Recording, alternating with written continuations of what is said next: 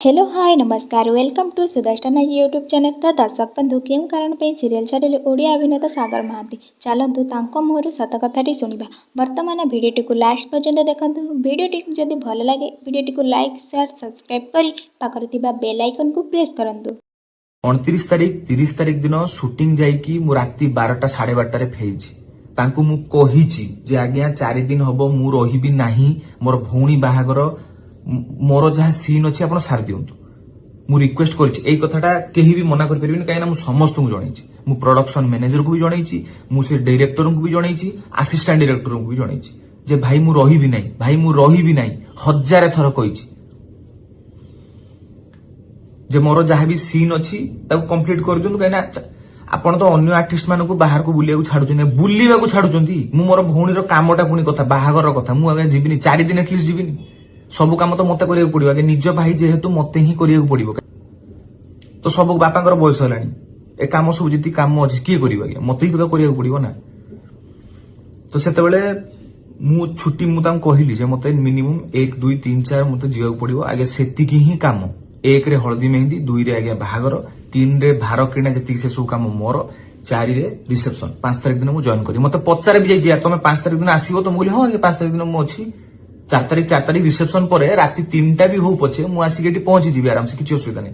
बाट बहुत मु मानुची किंतु मु राति 3टा 4टा हेले भी मु सकाळे उठी की 9टा 10टा सुधा मास जीबी। ए कथार भी कन्वर्सेशन हेची, मु मिछ कहूनी आज्ञा।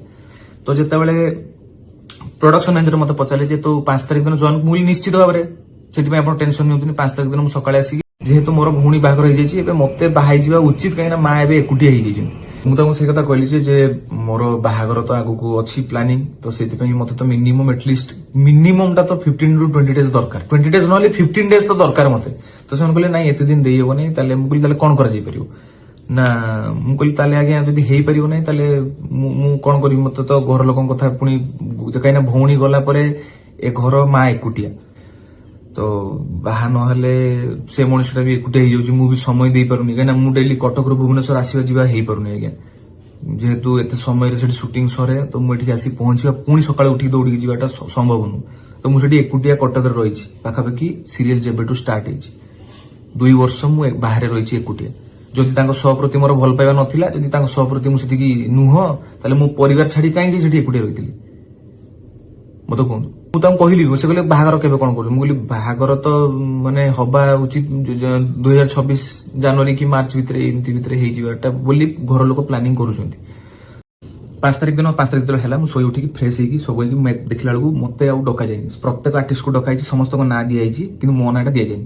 तो मु भाबली जे 4 दिन तो छुट्टी थिला, मते तो कहउतले जे तम सीन अछि किंतु एबे काई मते डाकी नांती। तो जेते बेले एटा देखिली मु तापर मते किछि आर्टिस्ट को फोन आसिला जे आउ जने कोन मु ना नउनी, आउ जने आसी की मेकअप नउचंती, घटना कोन। तो सेतले मु जानि गली जे बोधे मते माने रिप्लेस कर दैचंती। तो तापरे मु मेल चेक कली, मेल रे उठे आस्थिला मेल सेतरे लेखा आइतला जे आपनको पई हमरो क्वालिटी सीन हैम्पर होवा जोगु आमे आपनको रिप्लेस करलु।